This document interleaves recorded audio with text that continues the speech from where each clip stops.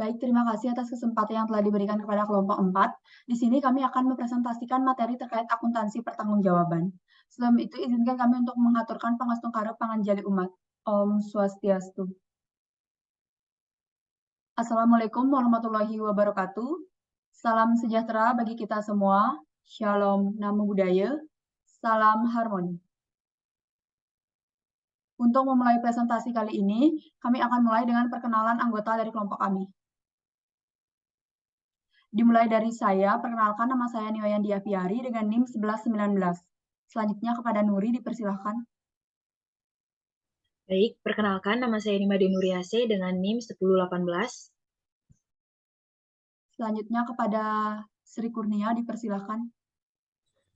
Baik, perkenalkan nama saya Nika Desi Kurnia Dewi dengan NIM 1048. Dan yang terakhir kepada Lailita, dipersilahkan. Perkenalkan, nama saya Lailita Syafaat dengan NIM akhir 1230.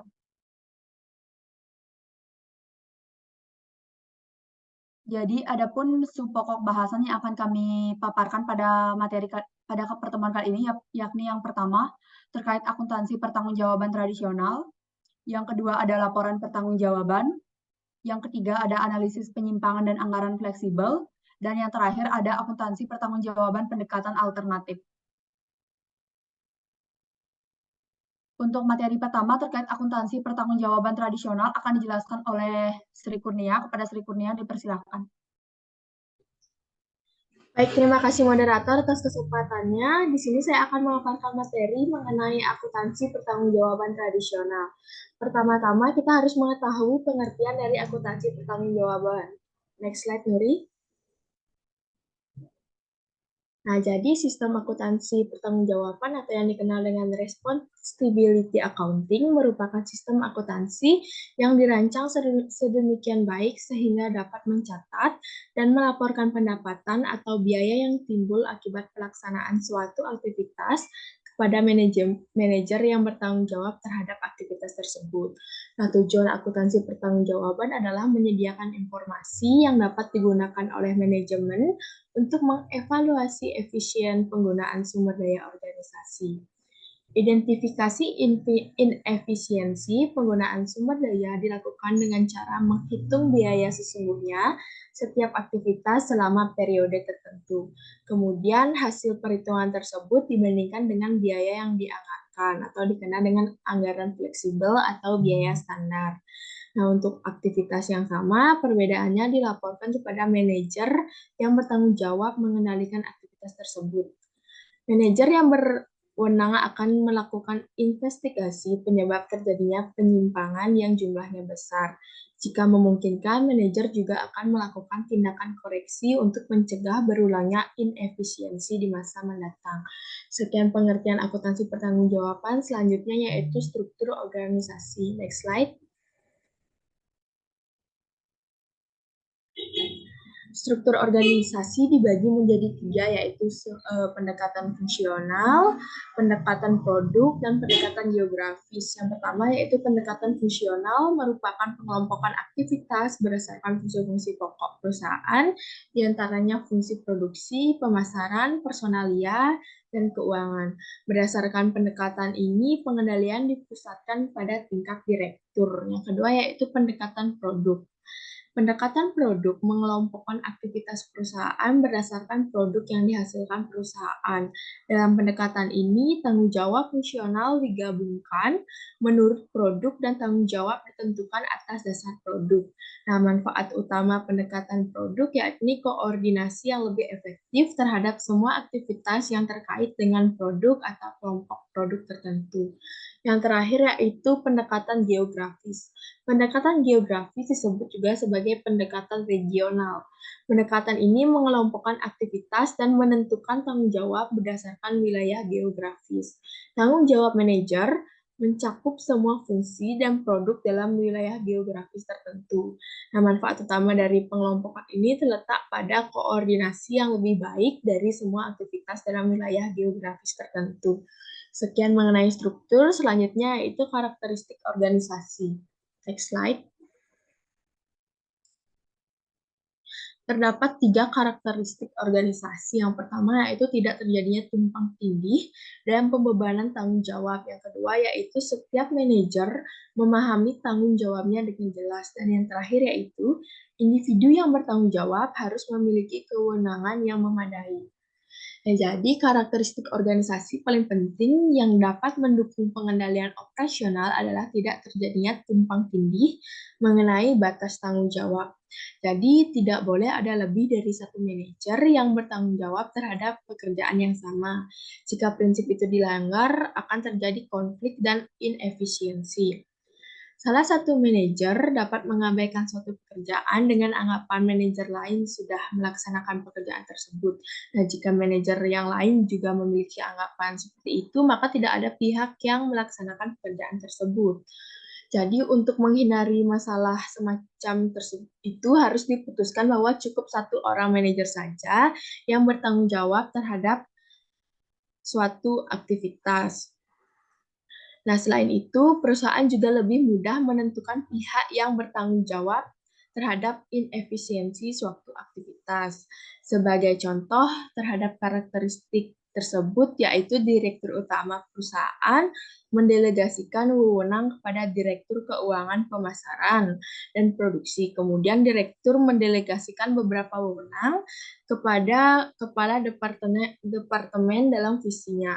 Meskipun sudah mendelegasikan wewenang tersebut, direktur adalah pihak yang bertanggung jawab kepada direktur utama terhadap semua aktivitas departemen yang berada di bawah pengendaliannya.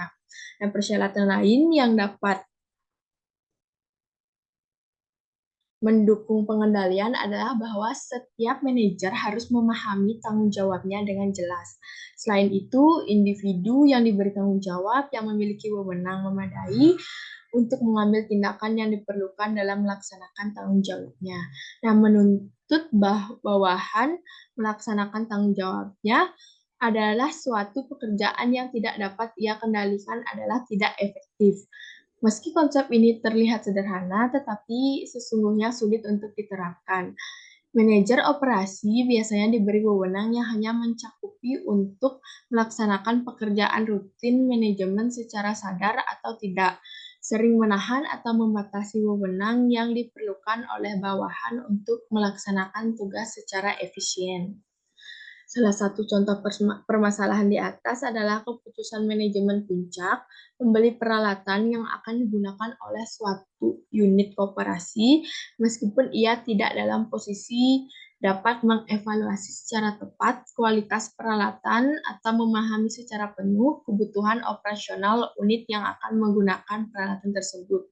Jadi, jika manajemen unit operasi tidak berwenang untuk mengganti atau mengubah peralatan, maka inefisiensi yang ditimbulkan tidak dapat dikendalikan.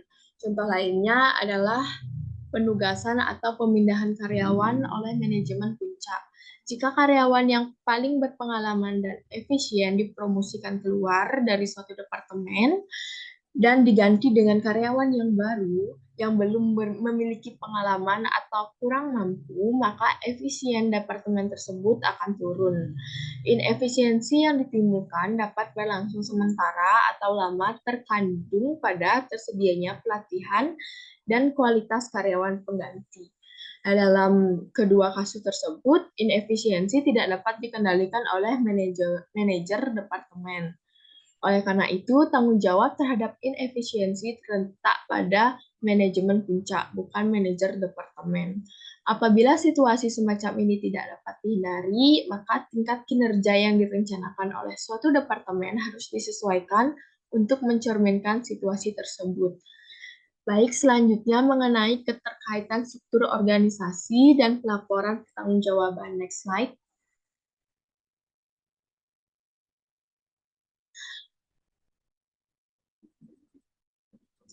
Bagian organisasi untuk setiap pendekatan menunjukkan pengaturan aktivitas dan laporan digunakan untuk beberapa contoh informasi yang dimasukkan ke dalam laporan di setiap tingkat pertanggungjawaban.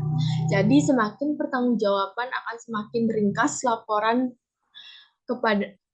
kepada biaya yang terjadi di kantornya dan biaya yang terjadi di setiap divisi yang melapor langsung kepadanya. akan mengajukan pertanyaan mengenai biaya divisi tertentu kepada direktur yang bertanggung jawab terhadap divisi tersebut. Tanggung jawaban harus ditentukan dengan baik dan konsisten untuk semua tingkat. Tingkat 1 adalah direktur utama yang bertanggung jawab terhadap semua operasi. Tingkat 2 adalah direktur yang masing-masing membawahi sebuah divisi dan bertanggung jawab kepada direktur utama. Tingkat 3 adalah manajer pabrik yang masing-masing membawahi sebuah pabrik dalam divisi tertentu dan bertanggung jawab kepada direktur di atasnya. Tingkat keempat adalah kepala departemen yang masing-masing membawahi satu departemen dalam sebuah pabrik dan bertanggung jawab kepada manajer pabrik. Nah, struktur tersebut dapat diteruskan sehingga tingkat paling bawah misalnya pusat biaya dalam sebuah departemen. Biaya dapat diklasifikasikan berdasarkan beberapa hal tergantung kebutuhan perusahaan. Jika terdapat banyak divisi, perlu digunakan sistem akun yang seragam sehingga klasifikasi biaya suatu unit dapat dibandingkan dengan unit lainnya. Perusahaan dapat memasukkan biaya terkendali saja atau semua biaya tak terkendali ke dalam laporan. Oleh karena itu, pembuatan berbagai biaya ke dalam laporan antara perusahaan sangat bervariasi. Next slide. Yang pertama yaitu pendekatan fungsional seperti disajikan dalam Peraga 5.1. Semua direktur pada tingkat 2 melapor pada direktur utama pada tingkat 1. Agar memudahkan pemahaman, contohnya menggunakan 3 divisi yaitu pemasaran, produksi, dan keuangan. Pada praktik dalam perusahaan, jumlah divisi bisa lebih banyak tetapi prinsipnya sama. Biaya operasi yang terjadi pada semua divisi perusahaan termuat dalam laporan yang dibuat oleh direktur utama. Informasi pertama yang disajikan dalam laporan tersebut adalah biaya yang terjadi di kantor direktur utama sebesar 200 juta. Gaji direktur utama dan berbagai biaya administrasi lainnya. Laporan menyajikan biaya yang terjadi di semua divisi meliputi divisi pemasaran sebesar 1.150 juta, divisi produksi sebesar 1.410 juta, dan divisi keuangan sebesar 595 juta. Divisi produksi, next slide.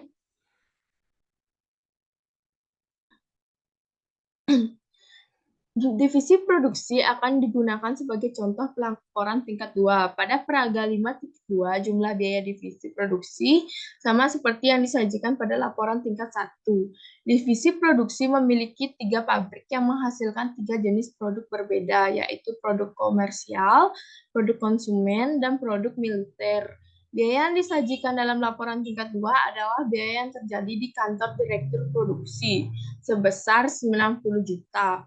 Dan biaya yang terjadi di semua pabrik, meliputi biaya pabrik produk komersial sebesar 170 juta, biaya pabrik produk konsumen sebesar 520 juta, dan biaya pabrik produk militer sebesar 630 juta. Nah, jumlah biaya yang dilaporkan adalah 1.410 juta. Divisi pemasaran dan keuangan juga akan membuat laporan yang sama. Dia ke slide sebelumnya. Nah, tingkat berikutnya adalah manajer pabrik, yaitu pada tingkat 3. Pabrik produk konsumen digunakan sebagai contoh seperti yang disajikan dalam Peraga 5.1. Pabrik produk konsumen memiliki 3 departemen, yaitu Departemen Pengolahan, Departemen Subpraktikan, dan Departemen Perakitan. Jadi jumlah biaya yang disajikan dalam laporan tingkat 3 sebesar 520 juta. Sama seperti yang disajikan pada tingkat 2, biaya yang dilaporkan meliputi biaya yang terjadi di kantor manajer pabrik produk konsumen sebesar 65 juta. Dan biaya yang terjadi di semua departemen yang berada dalam pabrik tersebut, yaitu biaya Departemen Pengolahan sebesar 160 juta, dan Departemen Perakitan sebesar 140 juta. Tingkat berikutnya adalah Kepala Departemen, yaitu pada tingkat keempat. Nah, sebagai contoh akan digunakan Departemen Pengolahan. Departemen Pengolahan memiliki biaya total sebesar 155 juta. Sama seperti yang disajikan pada tingkat 3, biaya yang dilaporkan tersebut meliputi biaya yang terjadi di kantor kepala departemen sebesar 30 juta, dan biaya yang terjadi di semua pusat biaya berada dalam departemen tersebut yang meliputi pusat biaya 1 sebesar 50 juta, pusat biaya 2 sebesar 35 juta, dan pusat biaya ketiga sebesar 40 juta. Nah, di samping laporan ringkas yang dibuat pada berbagai tingkat seperti yang disajikan, juga akan dibuat laporan biaya untuk setiap unit atau pusat biaya berdasarkan jenisnya. Nah, semua aktivitas perusahaan berhubung dengan operasi produk kimia, obat, dan cat. Biaya total divisi obat tingkat 2 adalah 1.430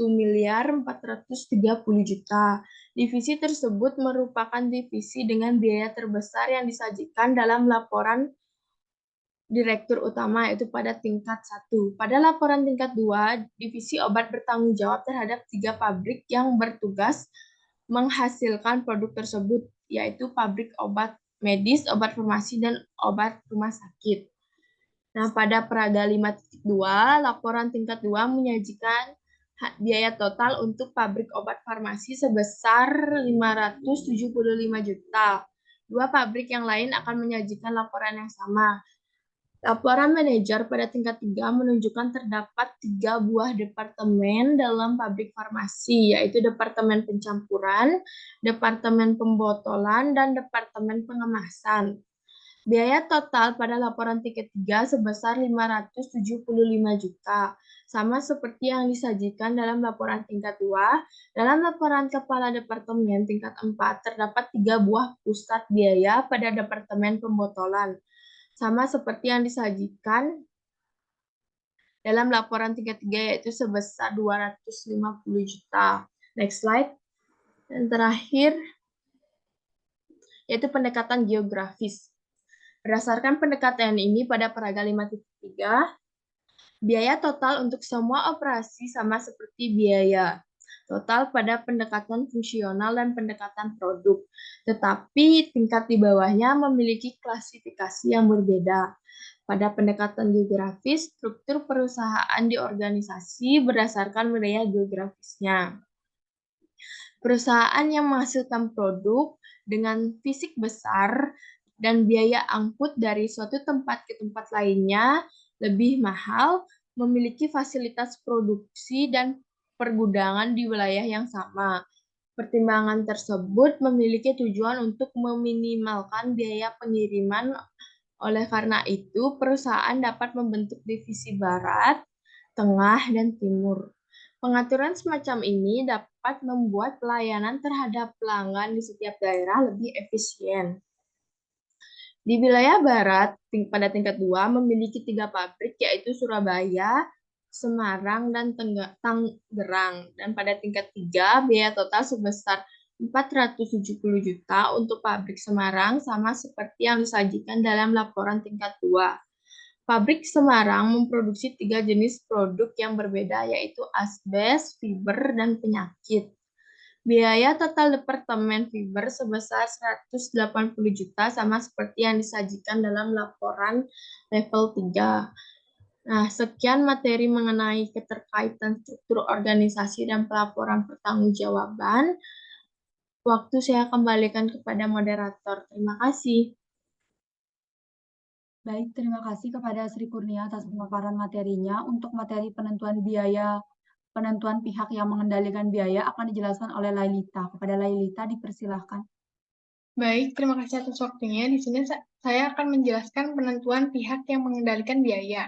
Menurut pandangan tradisional, asumsi dasar akuntansi pertanggungjawaban adalah individu yang berwenang mengendalikan aktivitas harus bertanggung jawab terhadap biaya yang timbul akibat pelaksanaan aktivitas tersebut. Laporan pertanggungjawaban harus mengelompokkan biaya berdasarkan aktivitas dan keterkendalian sehingga manajer yang bertanggung jawab dapat mengidentifikasikan dengan cepat aktivitas yang perlu diperhatikan. Meskipun penelusuran biaya ke unit-unit operasi dalam perusahaan merupakan pekerjaan yang relatif mudah, tetapi mengidentifikasikan biaya yang terkendali oleh manajer unit operasi merupakan pekerjaan yang sulit.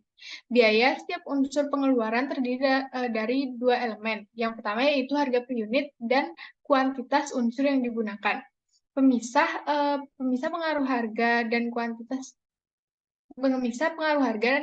dimungkinkan, tetapi membutuhkan biaya yang mahal dan tidak diperlukan dalam situasi harga yang relatif stabil.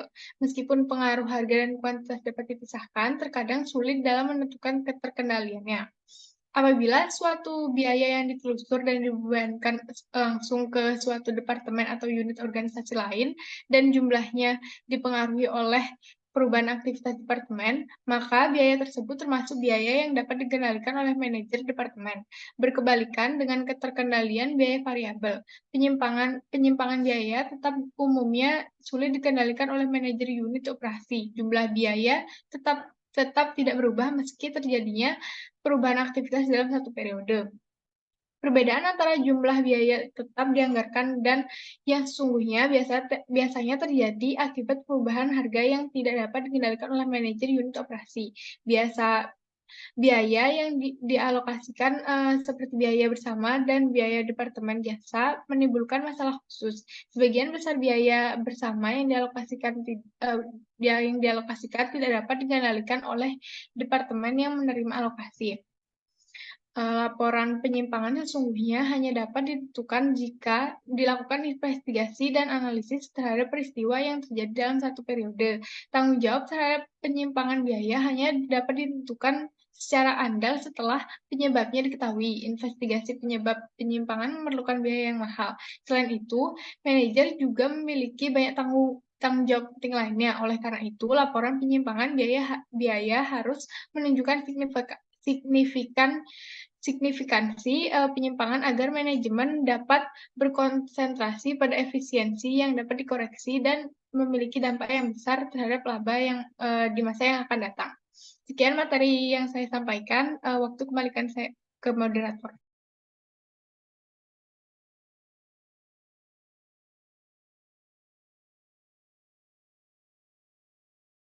Baik, terima kasih kepada Lailita atas pemaparan materinya. Untuk materi selanjutnya terkait tanggung jawab terhadap biaya overhead akan saya jelaskan sendiri.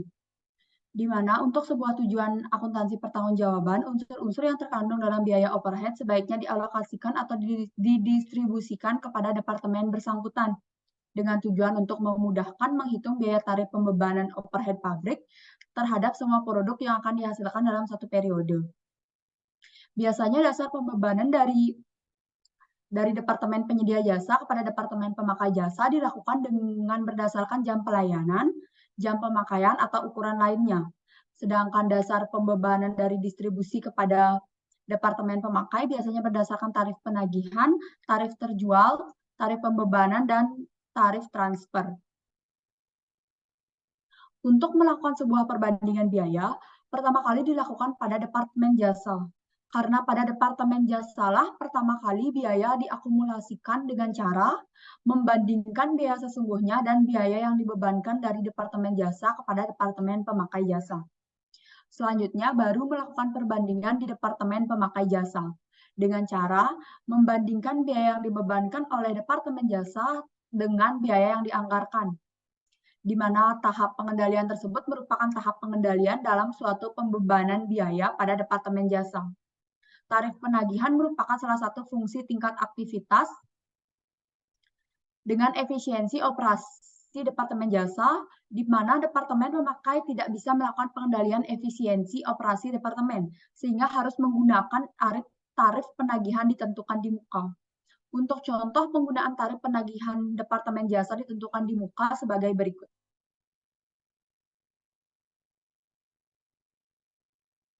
Untuk contoh soalnya adalah Departemen Pemeliharaan PT Palumas memberikan jasa pemeliharaan untuk 2 departemen produksi, yakni Departemen Pabrikasi dan Departemen Perakitan, dan 1 departemen jasa yakni Departemen Listrik.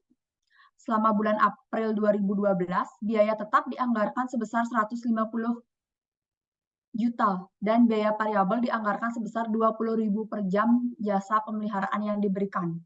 Pada akhir bulan, jumlah biaya pemeliharaan sesungguhnya menjadi 245 juta. Jadi aktivitas dianggarkan dan sesungguhnya yang terjadi selama 1 bulan adalah sebagai berikut. Seperti yang sudah ada di dalam slide, di mana dasar pembebanan berdasarkan jam pemeliharaan yang dianggarkan pada Departemen Pabrikasi selama 2.500 jam, di Departemen Perakitan selama 1.000 jam, dan di Departemen Listrik selama 1.500 jam, di mana memperoleh total dari Departemen Pabrikasi, Perakitan, dan Listrik untuk total jam pemeliharaan dianggarkan sebesar 5.000 jam. Selanjutnya untuk jam pemeliharaan sesungguhnya. Pada Departemen Pabrikasi selama 2.600 jam, Departemen Perakitan 800 jam, dan Departemen Listrik selama 1.200 jam. Sehingga mendapatkan total jam pemeliharaan sesungguhnya selama 4.600 jam dengan menjumlahkan jam pemeliharaan sesungguhnya pada Departemen Pabrikasi, Perakitan, dan Listrik.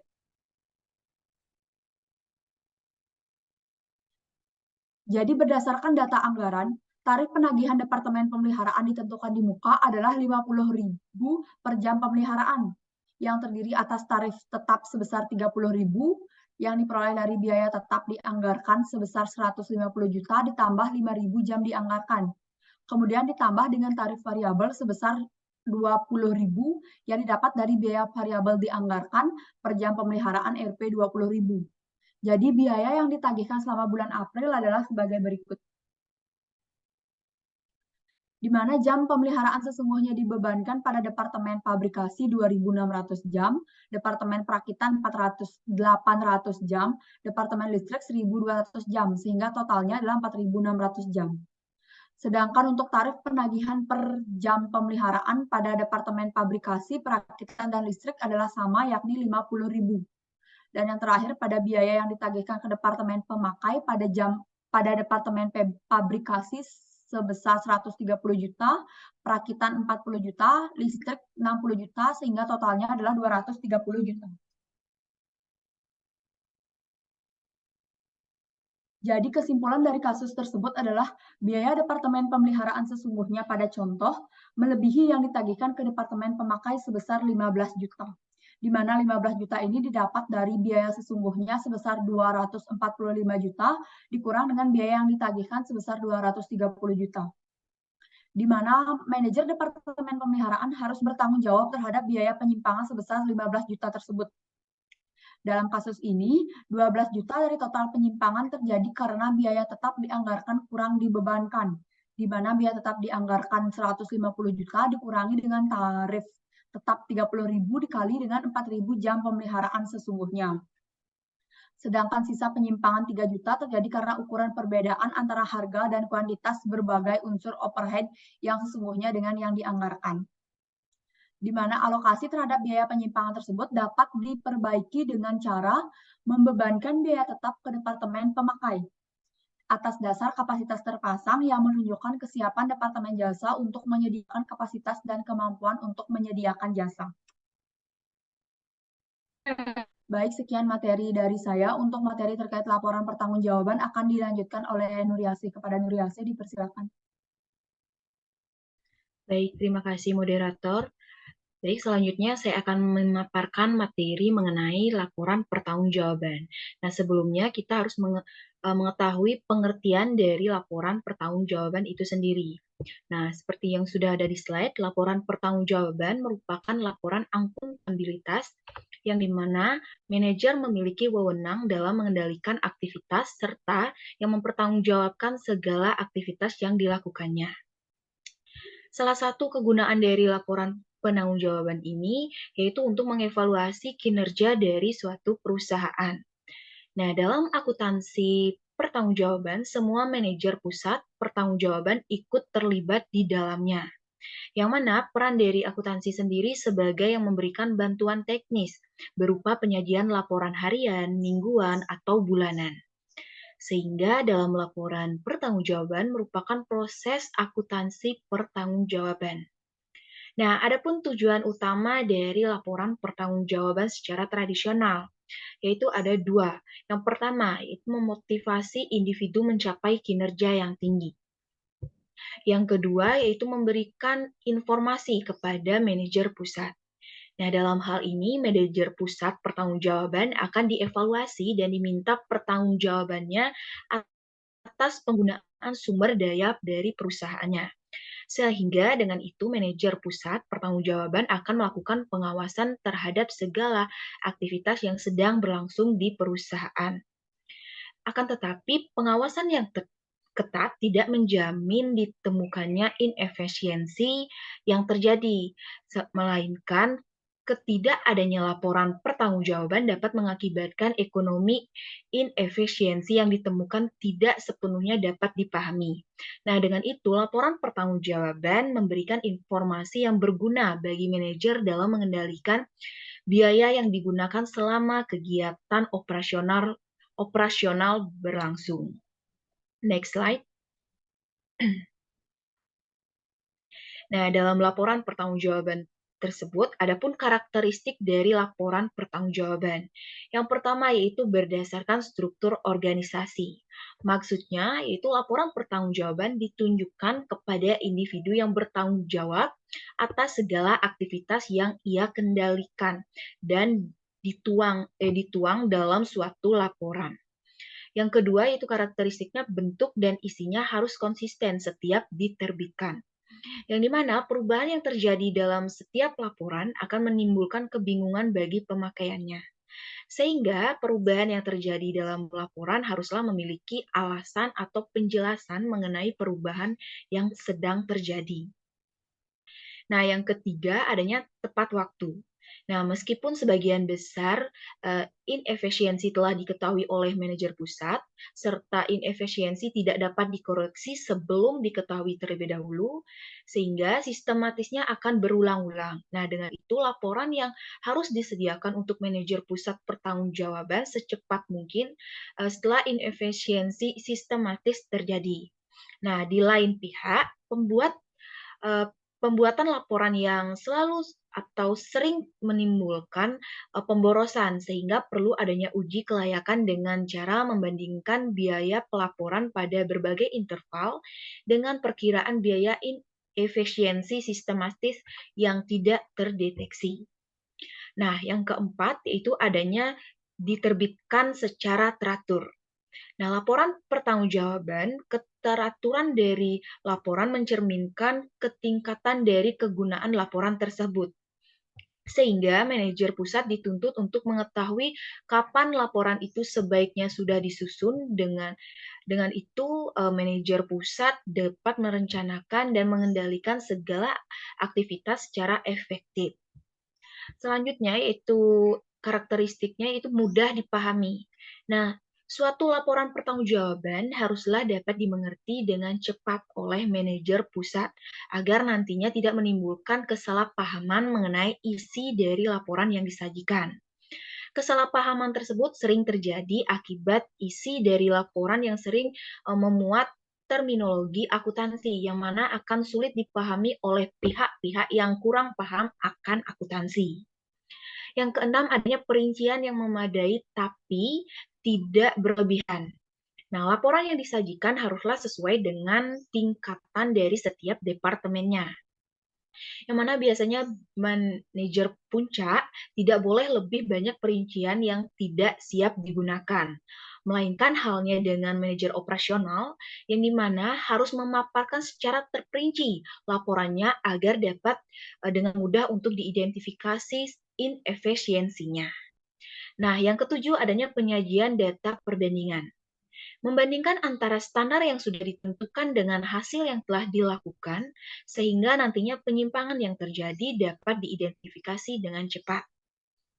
Yang kedelapan, yaitu karakteristiknya berupa laporan harus teranalisis. Nah, setiap aktivitas bisnis harus dapat menyajikan informasi yang bermanfaat bagi setiap manajer yang bertanggung jawab. Sehingga akuntan diharuskan melakukan analisis terhadap setiap informasi yang disajikan seperti jam kerja, sisa bahan yang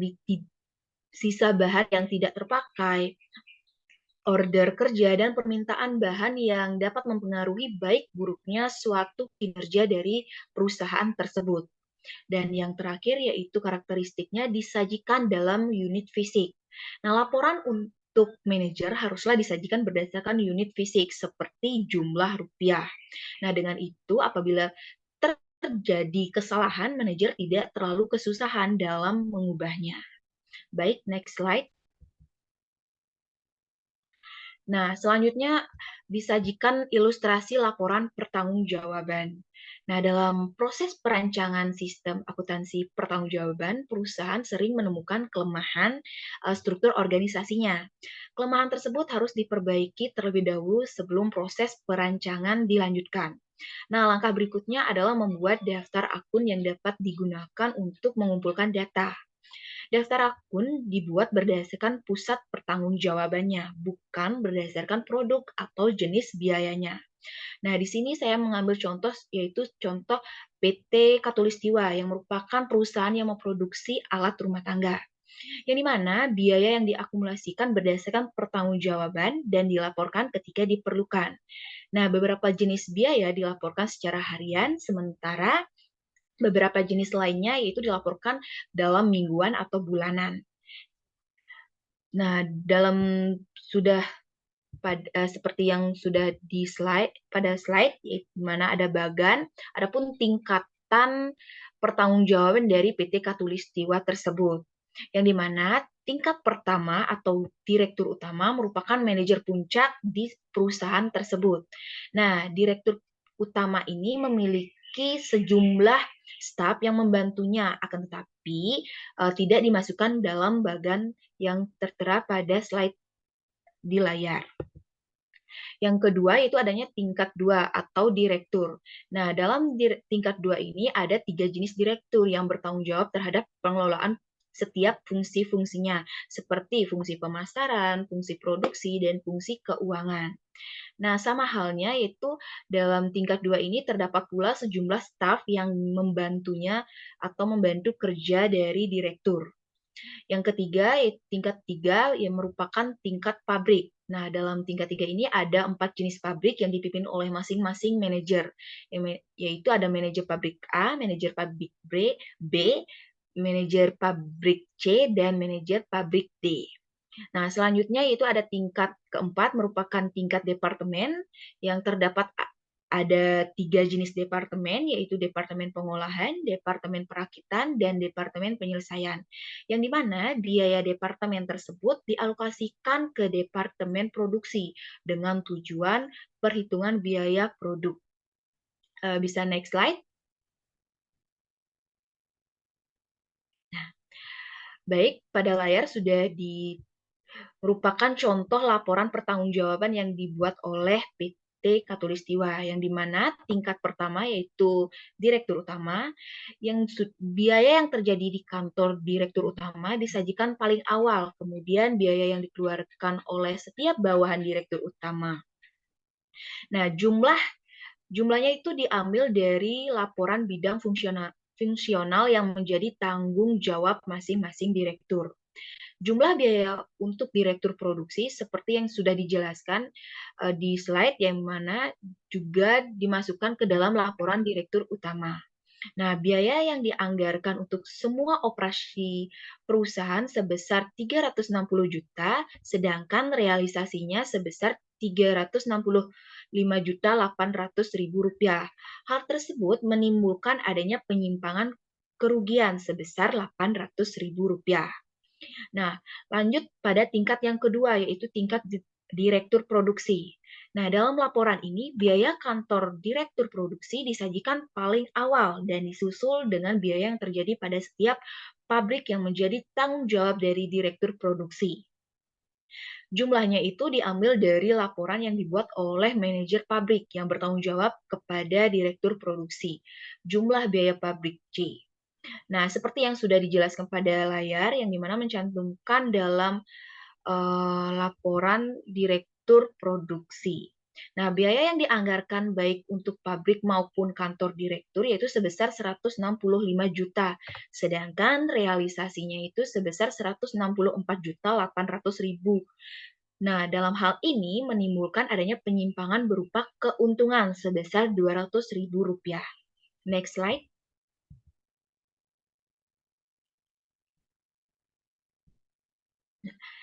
Lanjut pada tingkat ketiga atau pada manajer pabrik, yang dimana biaya pabrik dalam laporan ini disajikan paling awal dan disusul biaya yang dikeluarkan oleh 3 departemennya.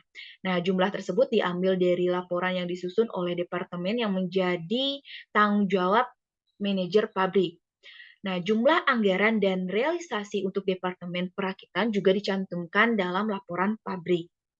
Yang mana biaya dianggarkan untuk pabrik sebesar 70 juta, sedangkan realisasinya sebesar 71.300.000 rupiah.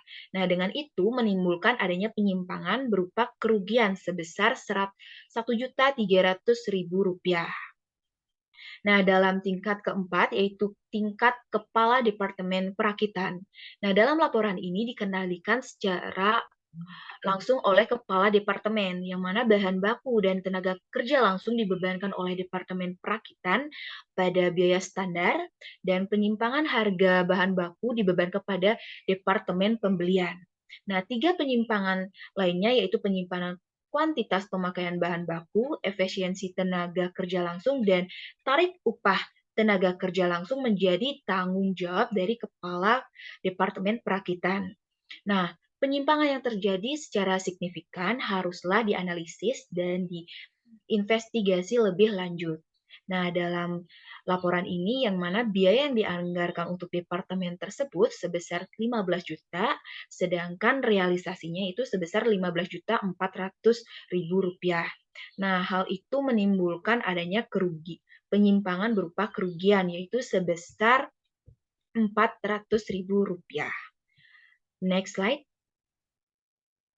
Baik, selanjutnya yaitu materi mengenai review struktur laporan. Nah, dalam struktur laporan haruslah memuat beberapa hal atau memenuhi syarat yang dimana adanya sistem pelaporan yang harus sebagai berikut. Nah, yang pertama yaitu sesuai dengan kebutuhan dan dapat memberikan informasi yang diperlukan sesuai dengan tingkatan dari manajemen yang diperlukan. Yang kedua, yaitu laporan harus menonjolkan pengecualian sehingga cepat mendapatkan perhatian dari manajer yang bertanggung jawab tanpa mencari dan membaca secara ekstensif, serta jumlah laporan yang diterbitkan dan diserahkan kepada manajer perlu dievaluasi secara teratur. Dan yang terakhir, struktur laporan haruslah sistem pelaporannya tidak yang sempurna sehingga harus disajikan secara terus-menerus agar sesuai dengan perubahan sifat bisnis dan kebutuhan dari manajemen itu sendiri. Baik, sekian pemaparan materi dari saya, waktu dan tempat saya kembalikan kepada moderator. Terima kasih. Baik, terima kasih kepada Nuryasi atas pemaparan materinya. Untuk materi selanjutnya terkait analisis penyimpangan dan anggaran fleksibel akan dijelaskan oleh Lailita. Kepada Lailita, dipersilahkan. Baik, terima kasih atas waktunya. Di sini saya akan menjelaskan analisis penyimpangan dan anggaran fleksibel. Pengendalian biaya didasarkan pada perbandingan biaya sesungguhnya dengan biaya yang dianggarkan, menghubungkan apa yang terjadi dengan apa yang direncanakan atau seharusnya terjadi. Anggaran didasarkan pada asumsi, kondisi, dan hasil yang direncanakan. Dalam hal ini, perubahan dapat menggunakan anggaran statis atau anggaran fleksibel. Jadi di sini saya akan menjelaskan penyusunan anggaran fleksibel. Sebelum menyusun anggaran fleksibel, suatu formula harus dirumuskan untuk setiap jenis biaya dalam setiap departemen atau pusat biaya. Setiap formula menunjukkan jumlah biaya tetap dan tarif biaya variabel untuk setiap jenis biaya. Jumlah tetap dan tarif variabel selalu konstan dalam kisaran aktivitas relevan. Setelah tingkat aktivitas sesungguhnya dalam satu periode diketahui, kemudian formula tersebut digunakan untuk menghitung biaya yang dianggarkan pada tingkat aktivitas yang sesungguhnya dicapai pada periode itu. Anggaran yang disesuaikan dengan tingkat aktivitas sesungguhnya disebut dengan anggaran fleksibel. Biaya yang dianggarkan pada aktivitas sesungguhnya dapat digunakan untuk menghitung penyimpangan pengeluaran dan kapasitas menganggur. Penyimpangan tersebut dapat berguna untuk mengevaluasi kinerja departemen atau pusat biaya. Next. Di sini terdapat rumus rumus penyimpangan pengeluaran, yang dimana dihitung dengan biaya sesungguhnya dikurang dengan biaya yang dianggarkan pada aktivitas sesungguhnya. Bisa juga dihitung dengan biaya sesungguhnya dikurang dari hasil tarif tetap dikali tingkat aktivitas dianggarkan dan ditambah dengan hasil tarif variabel dikali tingkat aktivitas sesungguhnya. Lalu ada juga rumus penyimpangan kapasitas menganggur, yang dimana dihitung dengan biaya dianggarkan pada tingkat aktivitas sesungguhnya dikurang biaya yang dibebankan. Bisa juga dihitung dengan hasil tarif tetap dikali tingkat aktivitas dianggarkan, lalu ditambah dengan tingkat variabel dikali tingkat aktivitas sesungguhnya, lalu dikurang tarif tetap dikali tingkat aktivitas sesungguhnya, dan ditambah dengan tarif variabel dikali tingkat aktivitas sesungguhnya. Bisa juga dihitung dengan hasil tarif tetap dikali tingkat aktivitas yang dianggarkan, lalu dikurang dengan hasil tarif tetap dikali tingkat aktivitas sesungguhnya. Bisa juga dihitung dengan tingkat aktivitas yang dianggarkan dikurang dengan tingkat aktivitas sesungguhnya. Next. Di sini ada contoh perhitungan penyimpangan pengeluaran dan kapasitas menganggur, yang dimana overhead dianggarkan oleh Departemen Perakitan PT Panorama tahun 2012 sebesar 10 juta, terdiri atas biaya tetap sebesar 6 juta dan biaya variabel sebesar 4 juta. Jumlah biaya variabel dihitung dengan cara mengalihkan tarif variabel sebesar 4.000 per unit dengan produksi yang direncanakan, yaitu sebanyak 1.000 unit. Tarif overhead pada periode itu adalah 10.000 per unit. Overhead pabrik dibebankan produksi selama satu periode yaitu 11 juta, yang dimana didapat dari 10.000 tarif 10.000 dikali unit sesungguhnya yaitu 1.100. Oleh karena biaya overhead sesungguhnya sebesar 10.500.000, maka overhead lebih dibebankan sebesar 500.000 yang didapat dari overhead sesungguhnya sebesar 10.500.000 dikurang overhead dibebankan sebesar 11 juta. Overhead dibebankan dapat dikelompokkan menjadi penyimpangan pengeluaran kapasitas menganggur seperti di next slide. Next. Yang dimana perhitungan penyimpangan pengeluarannya yaitu overhead pabrik sesungguhnya sebesar 10.500.000, overhead dianggarkan pada unit sesungguhnya yaitu overhead variabel, yang dimana didapat dari tarif 4.000 dikali 1.100 unit sesungguhnya yang dihasilkan menjadi 4.400.000 dan overhead tetapnya 6 juta. Yang kedua yaitu perhitungan penyimpangan kapasitas menganggur, yang dimana overhead dianggarkan pada unit sesungguhnya diproduksi yaitu 10.400.000 dan overhead pabrik dibebankan sebesar tarif yang didapat dari tarif 10.000 dikali unit sesungguhnya 1.100 menjadi 11 juta. Yang terakhir yaitu perhitungan penyimpangan total, yang dimana didapat penyimpangan pengeluaran 100.000 dan penyimpangan kapasitas menganggur 600.000. Jadi overhead pabrik lebih dibebankan 500.000. Next. Yang kedua yaitu penyusunan laporan penyimpangan. Penyimpangan dihitung dengan membandingkan overhead dianggarkan pada tingkat aktivitas sesungguhnya atau berdasarkan anggaran fleksibel, overhead sesungguhnya dan overhead dibebankan.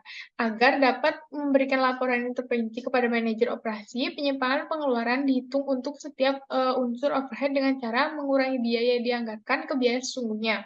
Oleh karena itu, penyimpangan kapasitas menganggur merupakan urutan manfaat kapasitas departemen.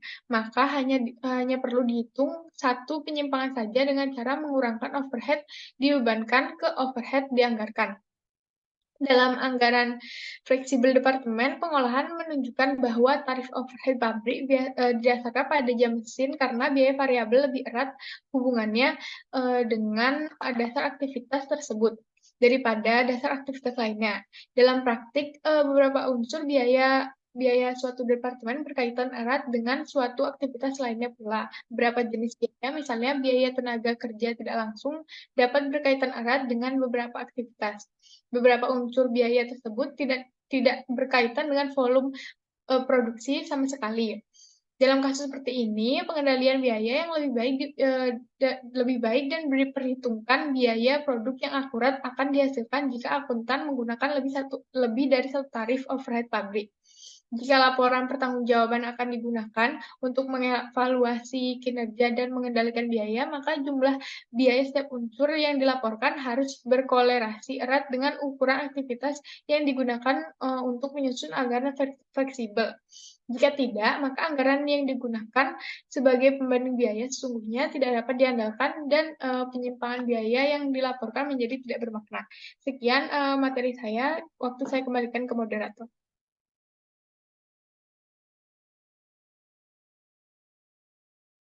Baik, terima kasih kepada Lailita atas pemaparan materinya. Untuk materi selanjutnya terkait akuntansi pertanggungjawaban pendekatan alternatif akan saya jelaskan sendiri. Di mana dalam akuntansi pertanggungjawaban pendekatan alternatif ada perilaku disfungsional dari manajer.